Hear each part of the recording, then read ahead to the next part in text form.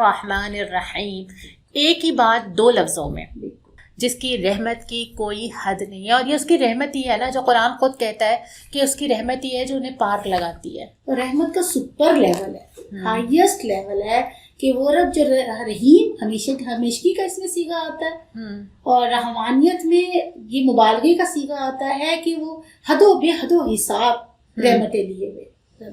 اور اس کی رحمت نہ ہوتی تو ہم آج زمین میں اس طرح رہ بس رہے ہوتے کہ اس کی مانتے بھی نہیں ہیں، مرضی بھی اپنی چلاتے، اس کی ہدایت کو بھی کہیں پیچھے ڈال دیتے ہیں. لیکن اس کی رحمت یہ ہے کہ وہ ہمیں نیست و نابود نہیں کرتا، موقع دیتا رہتا ہے. اس کی رحمت ہے کہ وہ کہتا ہے کہ توبہ کرو، پچھلا سب معاف کر دوں گا.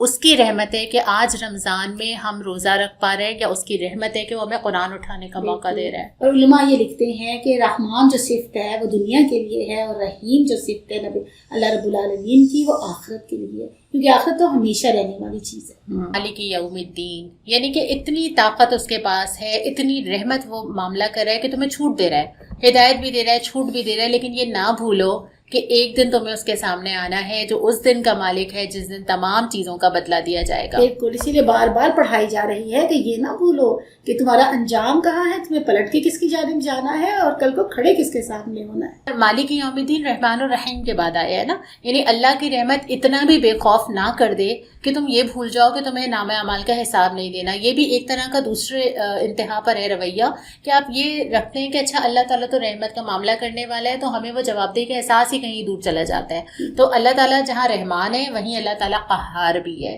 تو یہ یاد رکھو کہ تمام رحمت اپنی جگہ، لیکن جواب دہی تو تمہیں اللہ کے سامنے جا کے کرنی ہے. زندگیوں کا حساب تو دینا ہے. زندگی میں تم جو عمل کر کے جاؤ گے وہ یہ سوچ کر کرتے رہو کہ تمہیں ایک دن اس کا جواب دینا ہے، اس کی جسٹیفیکیشن رکھ کے سامنے پیش کرنی ہے کہ اگر میں نے فلاں عمل کیا تھا تو اس کا کیا اللہ تعالیٰ تھا ریزن تھا، میں نے کیوں کیا. تو یہ والی کیفیت کے روز جزا میں آپ نے جواب دہی کرنی ہے. اگر دماغ پہ طاری رہے گی نا، ہر قدم اٹھے گا تو آپ پوچھیں گے اپنے آپ سے کہ یہ اٹھنا چاہیے کہ نہیں. اور ہر چیز سوچتے ہوئے دماغ میں اور ہر چیز دیکھتے ہوئے بار بار اپنے آپ سے سوال ہوگا کہ اس کی جواب دہی میں کر سکوں گی یا نہیں کر سکوں گی. جس اللہ کے بارے میں آپ یہ بات کرتے ہیں کہ اچھا وہ تمام جہانوں کا رب ہے، یہ کیسے ہو سکتا ہے کہ آپ پھر کسی اور کی مانیں؟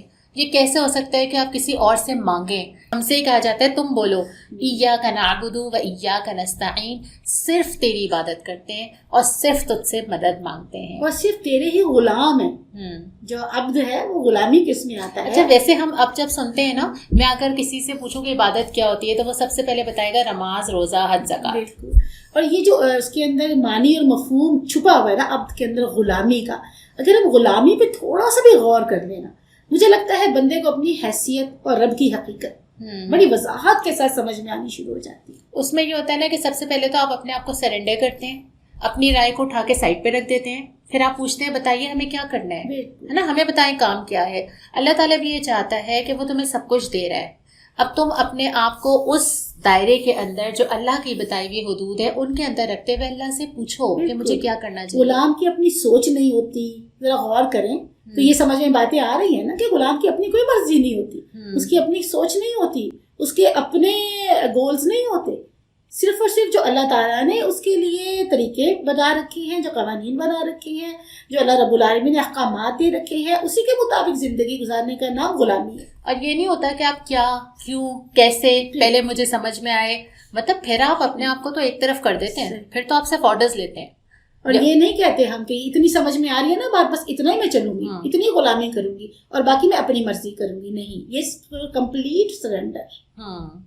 ادخلوا فی السلم کافہ، داخل ہو جاؤ اسلام میں مکمل طور پر. یہ خود ہی قرآن ہمیں بتاتا ہے کہ یہ شکل ہونی چاہیے. اور یہاں پہ ایاکا کا لفظ بھی بہت امپورٹنٹ ہے سمینہ. ایاکا، صرف تیری. ایک تو ہوتا ہے کہ اس کی بھی مان لی، اس کی بھی مان لی، اپنی بھی مان لی، اللہ کی بھی مان لی. ہاں، ایک سائڈ پہ وہ بھی ہے. یہ کوتاہیاں تو سب سے ہو ہی جاتی ہیں، لیکن مجھے لگتا ہے کہ بہت زیادہ اگر تھوڑا سا ہم اپنے رب کی جانب اپنا رجوع رکھیں، توجہ رکھیں، تو مجھے لگتا ہے کہ پھر ہمیں فائدہ دیں گے. اور یہ چیز ہم دوسروں کی جج نہ کریں، ہم اپنی کریں. صرف ہم اس وقت یہ بات نہیں کریں کہ لوگ کیا کرتے ہیں، آپ کیا کرتی ہیں، بلکہ یہ کہ ہم کیا شامل ہیں. بالکل. ایاکا، صرف تیری نعبد عبادت، اور اس کے بعد مانگنے کے لیے بھی ایاک نستعین، صرف تیرے سامنے ہاتھ پھیلاتے ہیں. اچھا یہ بھی ہوتا ہے کہ اللہ تعالیٰ اسباب بناتا ہے لوگوں کو، علاج کرواتے ہیں، سبب بنتا ہے، بہت سارے کاموں کے بنتے، لیکن مانگنا صرف اور صرف اللہ رب العالمین. یعنی کہ اللہ تعالیٰ ہاتھ تو استعمال کرتے ہیں کہ دینے کے لیے بھی، ہمیں بہت سارے لوگ دے رہے ہوتے ہیں، علاج بھی ڈاکٹرز کر رہے ہوتے ہیں، لیکن در حقیقت مرضی کس کی شامل ہوتی ہے؟ اللہ تعالیٰ نے لکھا وہ جو تقدیر بھی ہوتا ہے وہ ہوتا ہے، تو وہ اللہ رب العالمین کی ذات مبارکہ ہے جو عطا بھی فرمانے والی ہے، جو روکنے والی بھی ہے، اور جو معاف بھی کرنے والی ہے، مغفرت بھی کرنے والی ہے.